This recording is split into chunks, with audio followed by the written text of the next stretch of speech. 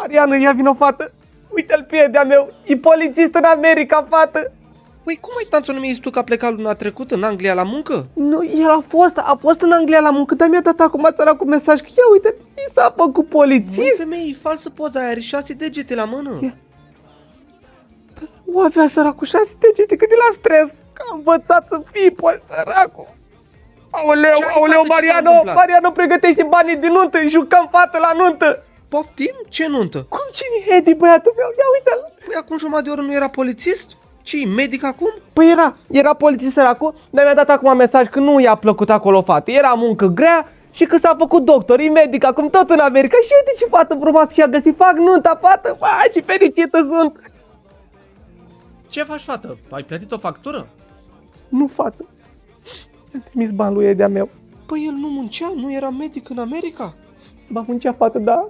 S-a întâmplat minunea asta, îți mulțumesc, Doamne. Sunt bunică, Mariano.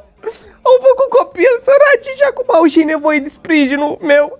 Și ajut. Măi, femeie, acum o oră erau la spital amândoi la muncă. Erau, dar cred că au ținut surpriză. Au vrut să mă anunțe fix acum, dragii de ea. Uite ce mititeli, ia.